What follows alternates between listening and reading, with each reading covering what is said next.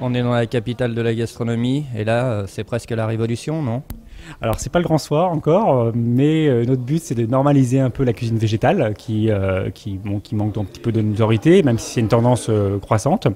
Donc nous cherchons à organiser des soirées pour justement faire connaître à tout le monde la cuisine végétale dans des restaurants conventionnels. Le concept Vego Resto, qui est développé par l'association L214, a pour but faire connaître la cuisine végétale, sensibiliser les personnes à la possibilité de bien manger, de savourer des bons plats dans des restaurants où ils vont. Et deuxièmement, c'est aussi de montrer qu'il y a une vraie demande une demande croissante aux restaurateurs, de leur prouver par des faits tangibles qu'il y a une vraie demande pour ce genre de cuisine, d'alimentation, et les inciter par la suite à devenir référencés. C'est pour ça qu'on parle de référent, d'être référencé sur le site vegoresto.fr, qui est une sorte de, sans vouloir faire de la pub, de la fourchette de la cuisine végétale. Voilà.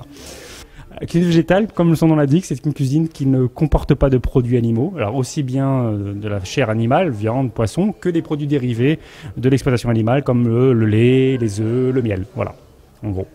Il reste quelque chose? Des feuilles de salade. Non, il reste quelque chose. Justement, c'est aux restaurateurs qui sont les ambassadeurs du goût, comme vous le savez, de nous prouver que justement, on peut avoir un plat tout à fait des plats satisfaisants, que c'est complet aussi et qu'on ressort sans avoir faim. Je précise.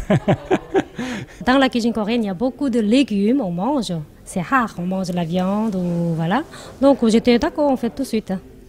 C'est normal parce qu'on a beaucoup de choses à leur montrer en fait dans la cuisine coréenne.